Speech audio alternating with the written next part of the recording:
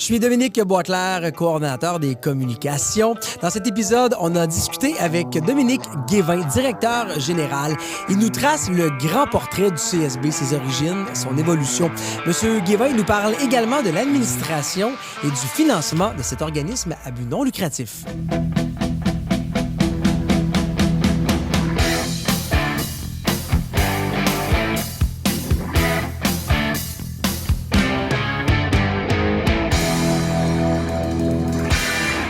Dominique Guévin, bonjour. Hey, bonjour. On parle aujourd'hui du Collège Saint-Bernard, le grand portrait. Qu'est-ce que le Collège Saint-Bernard? D'où on vient? Où on est rendu maintenant? Bien, le Collège Saint-Bernard, c'est une école qui est unique en soi parce que c'est la seule école privée à Drummondville. C'est une école qui, au départ, a été fondée par les Frères de la Charité. Les Frères de la Charité qui sont présents un peu partout dans le monde. Ils ont des missions au Pérou, en Afrique, etc. Mais les Frères de la Charité ont aussi quelques écoles qu'ils ont menées, entre autres à Sorel. Et à l'époque, dans les années 50-60, les Frères de la Charité ont fait une étude de marché puis ont dit, c'est Drummondville qui est quand même une ville qui aura plus d'avenir que Sorel. Donc, ils ont déménagé l'école. Ils ont construit une école qui était relativement moderne pour les années 60. Et ils ont déménagé l'école. C'est une école qui était avec un internat au départ. Ça veut dire que c'est des élèves qui dormaient à l'école, une école uniquement de garçons. Et les Frères de la Charité étaient quand même aussi d'avant-garde et dans leur temps aussi, c'est que comparativement à d'autres écoles, ils n'ont pas axé la clientèle sur une clientèle élitiste. Ils n'ont jamais voulu que l'école soit sélective puis qu'on ait juste pour amener les élèves vers les études supérieures. Eux autres, ils disaient, une école de gars, il faut que ce soit proactif. Déjà, c'est une école qui avait une vocation un peu sportive, un peu à l'époque, pour les garçons.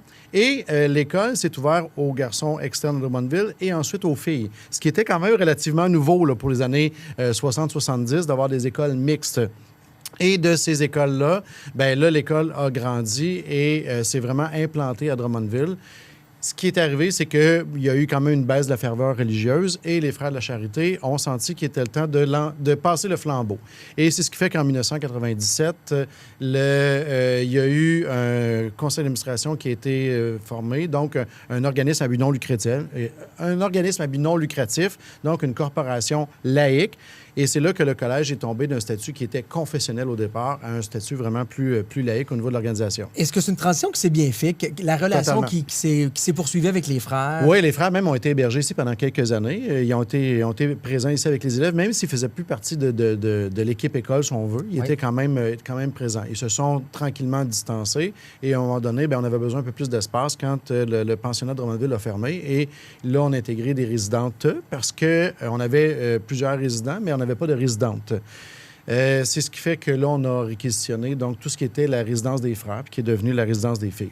Donc, cette transition-là, vraiment une transition en douceur, mais il y a quand même, moi, il y a une lettre que je conserve des Frères de la Charité qui est quand même très parlante en soi. Tu sais, il disait, nous, on a établi une maison d'éducation qu'on vous lègue présentement. Ce qu'on voudrait, par contre, c'est que ce soit une maison qui soit inclusive au niveau des potentiels. Ça veut dire que eux, ils souhaitaient que l'école ne devienne pas une école élitiste. Ça veut dire que nous, on fait affaire avec des familles, et dans les familles, il y a des enfants qui réussissent peut-être un peu mieux que d'autres, mais on accompagne les familles. Donc, l'enfant, on l'amène du point A à un point B, puis on voudrait que ça continue. Ce qu'on fait d'ailleurs encore très bien. Et le deuxième, c'était l'inclusion au niveau social-économique. Les Frères de la Charité faisaient des gratuités à des élèves qui provenaient de familles un peu plus nécessiteuses, comme on disait à l'époque. Et c'est la même chose aujourd'hui. Avec la fondation du collège, on poursuit cette mission-là que les Frères de la Charité ont mis en place en donnant des bourses d'accessibilité. Puis c'est pour ça, entre autres, qu'on est une des écoles privées qui donne le plus de bourses. On parle d'à peu près une centaine de familles qui sont soutenues année après année. Fait que cette mission-là, on la continue. Ça, c'est notre héritage. Les valeurs sont encore là. Oui, les valeurs sont encore là. C'est sûr qu'à l'époque, ce qui était le s'instruire pour mieux servir, bien là, tu sais, c'est plus tout à fait ça. On n'est pas non plus dans un statut confessionnel. On est de tradition, OK, dans le sens que les Frères de la Charité, on n'efface pas leur présence ici au collège, OK, parce qu'ils ont été quand même les pères fondateurs. Ils étaient quand même très avant-gardistes et ils étaient quand même très ouverts à comprendre que la vie évoluait, que la vision puisse changer, que les valeurs aussi grandissait. Les dernières discussions qu'on a eues avec eux, c'était vraiment évolutif. Bien, complètement. Puis eux sont très contents de où on amène l'école, même si c'est pas comme eux, ils l'avaient initié, mais ils savent très bien qu'on ne mène pas une école en 1960 pareil qu'on l'amène 70 ans plus tard. Là. C'est assez impressionnant. Ils ont laissé une école qui était moderne à l'époque. Saint-Bernard, le campus. Qu'est-ce que ça représente? C'est quoi les services qui sont offerts ici? Moderne à l'époque, mais quand même des réajustements qui sont arrivés. Il faut comprendre que l'école initiale, on multiplie presque par 5 la superficie qui a eu comme augmentation depuis les années 60. Il y a eu certains agrandissements qui se sont faits pour la partie secondaire, mais il reste que la plus grande augmentation qu'on a eue, c'est lorsque l'ordre primaire a été créé. Et là, tout d'un coup, l'école a eu des besoins quand même assez importants. Là, on parle qu'à l'époque, il y avait une vingtaine d'enseignants lorsque l'école a été au plus fort des années 60-70. Là, on est avec 160 employés. Là. Donc, il y a beaucoup plus que des enseignants parce qu'on greffe à ça des gens, autant éducateurs, entraîneurs, etc. Mais c'est une véritable PME quand même d'importance. Moi, je me plais souvent à rappeler aux gens qu'on est le plus gros OBNL à Drummondville.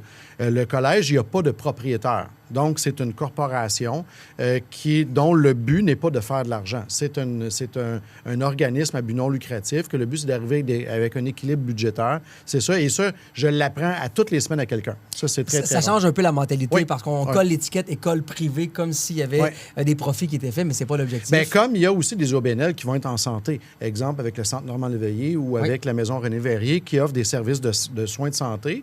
Puis les gens vont dire, ouais, mais vous, en éducation, vous compétitionnez le public. Oui, mais en santé aussi, ce sont des compléments. Moi, je dis jamais qu'on est des compétiteurs. On est des compléments. Puis il y a quand même, tu sais, au niveau de...